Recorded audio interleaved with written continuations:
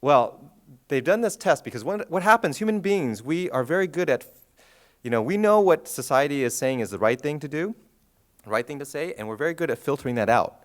So this project actually tells you, it measures your reaction without giving you time to think. So you can't say to yourself, oh, no, I shouldn't say that because that might sound racist. Or, that doesn't sound right if I say those people. What this does is it flashes pictures and creates an association in your brain.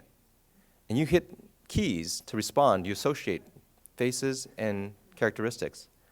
And if you go to that website, it will test you. And it has shown that, unfortunately, there is a tremendous amount of bias that we have that's unconscious. Because if you were to ask those people, they'd say, oh, no, I don't think that, Asians are, sneaky and can't be trusted.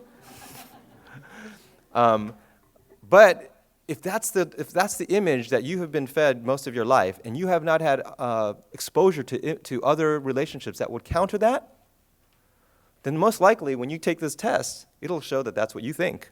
Not because you would consciously say that, but because in a quick response, that's where you go. What does that mean?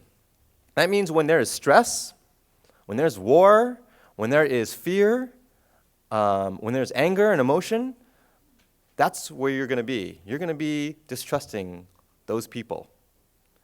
And that's what we are finding to be the challenge, because all of you would, I'm sure, be willing to go through a process, where it's something that would help to eliminate prejudice in your souls.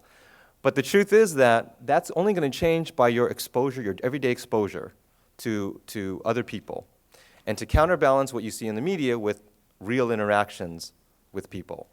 And those help to make your brain balance the two. Go ahead.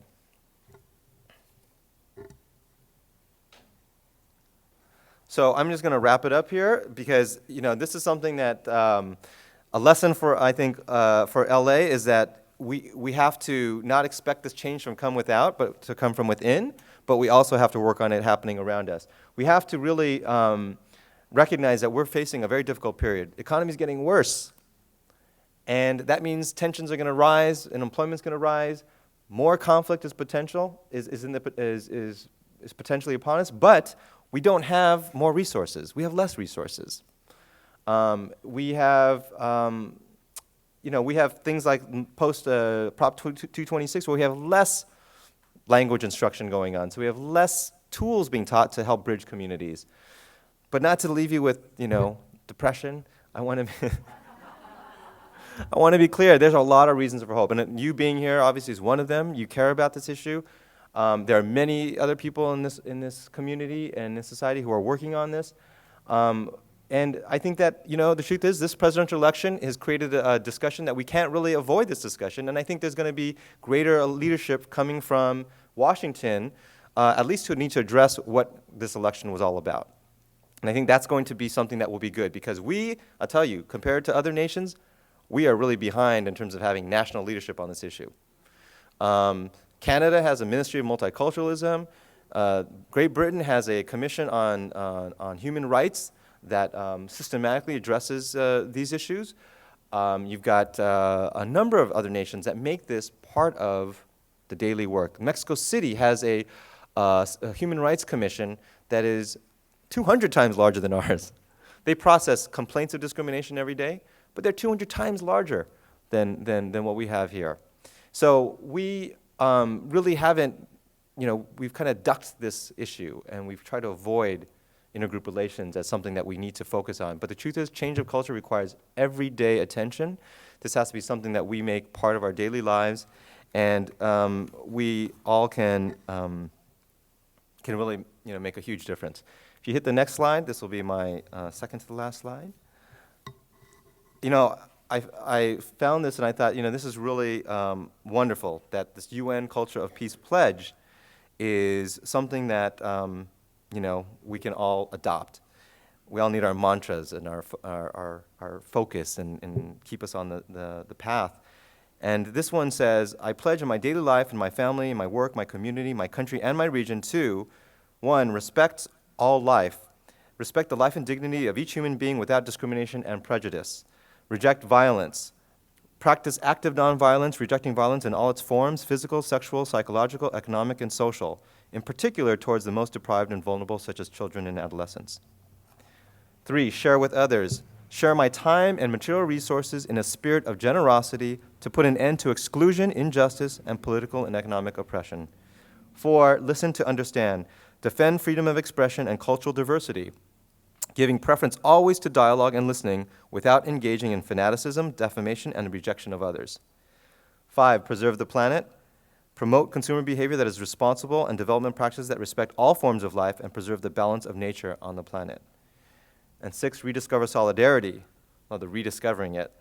Contribute to the development of my community with the full participation of women and respect for democratic principles in order to create new forms of solidarity. You know, if we all did this, we would have a very different world.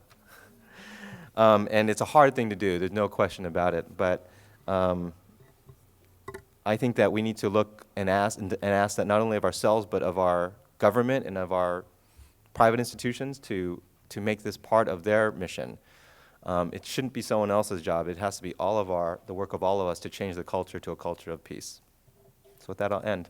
Thank you very much.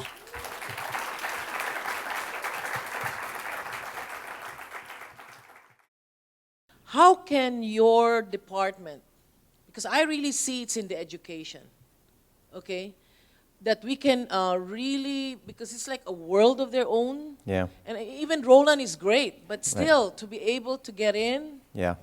And you know, we surrender our kids. Right. You know, from 8, 7 to whatever. Right. For 12 years. Right. So it has to be in education. Yes. But I really see that the bureaucracy, the boundaries, it's not working fast enough. I mean, for a concerned parent and an advocate in the community, I really would. I get frustrated, you know, sometimes. You know, bureaucracy is challenging, and I, of course, live and work in a very significant bureaucracy of the county.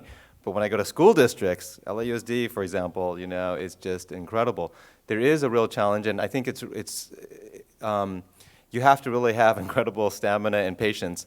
But I do think that what we're doing, for example, is by connecting first with a principal, because a principal is much more on the ground. They often are given a lot more free rein because they're sort of the captains of their ship, of their campus. And oftentimes, what we've done is by making relationships with them, then they help us navigate the bureaucracy. And if they really are understanding what we need to do, then they can help make it happen. And then once they make it happen, so for example, in Pomona, where we worked, by connecting with the principal and her seeing what we were doing, she got promoted because the school was doing well, and she saw what we were doing and then spread it to other schools. So it's kind of from the ground up. I mean, you know, I think that you kind of hit it from different directions. You want to go top, bottom up. But you really need to,